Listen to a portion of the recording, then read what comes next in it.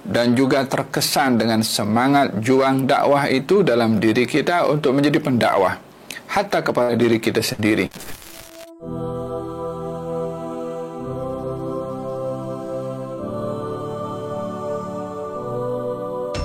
Ketika didatangi oleh beberapa orang-orang kafir Quraisy kepada Abu Talib untuk disampaikan hajat mereka kepada Rasulullah agar supaya berhenti dalam berdakwah, kata baginda Rasulullah, wallahi ya am, law wada'u syamsa fi yamini wal qamara fi yasari ala an atruka hadzal amra ma taraktuhu hatta yusirahu Allahu aw ahlika dunahu. Pak Cik, kalau mereka mampu meletakkan matahari di tangan kanan, bulan di tangan kiri, aku tak akan berhenti untuk berdakwah. Tetap aku akan berdakwah sehingga Allah jayakan dakwah ini atau saya binasa dalam memperjuangkan dakwah.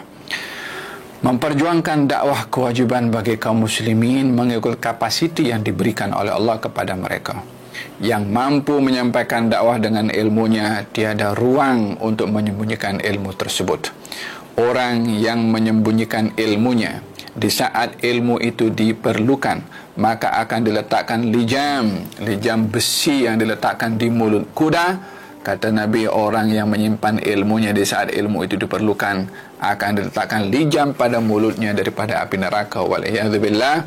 Kewajiban untuk menyampaikan, mengajarkan dan juga berdakwah. Yang kedua, kewajiban berdakwah ini bukan hanya di wilayah yang kita sudah melihat ramai orang-orang memeluk agama Islam atau sudah menjadi Islam. Tetapi kewajiban dakwah adalah kewajiban menyampaikan di semerata tempat, khususnya bila dikenal pasti adanya tempat-tempat yang amat memerlukan dakwah. Alangkah banyaknya di wilayah kita di Malaysia tempat-tempat yang perlu disampaikan dakwah kepada mereka di kawasan-kawasan pedalaman, dan ini adalah menjadi tanggungjawab kepada pendakwah secara khususnya dan juga pihak-pihak yang terlibat untuk menyediakan kemudahan agar supaya dakwah boleh sampai, termasuk pemantauan kepada mereka.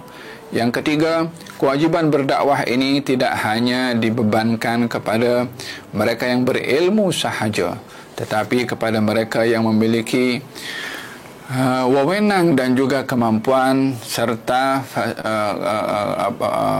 sebab-sebab yang lainnya, baik itu dengan memberikan sokongan, kemudahan, ataupun wang ringgit, ataupun fasiliti yang boleh disediakan, sekolah yang boleh disediakan, masjid atau surah yang boleh dibangunkan, tempat pengajian dan pembelajaran.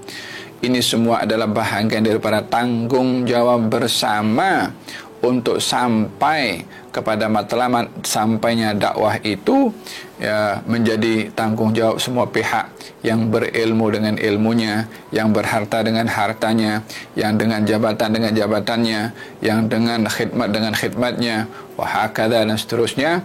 Masing-masing akan diberi sesuai dengan peranan dan pengorbanan di dalam berdakwah. Semoga Allah Subhanahu wa taala menggolongkan kita dalam golongan orang-orang yang menghargai perjuangan dakwah Nabi Muhammad SAW dan juga terkesan dengan semangat juang dakwah itu dalam diri kita untuk menjadi pendakwah, hatta kepada diri kita sendiri atau kepada ahli keluarga kita, ataupun sekedar dengan berdoa semoga para pendakwah ini telus, ikhlas, istiqamah, berkesan, bermanfaat, dan berdoa agar supaya orang disampaikan dakwah terbuka hatinya untuk menerima dakwah ini. Itu pun juga bahagian daripada dakwah walaupun dengan doa. Wassallallahu ala sayyidina Muhammadin wa ala alihi wasallam. Alhamdulillahirabbil alamin. Wassalamualaikum warahmatullahi wabarakatuh.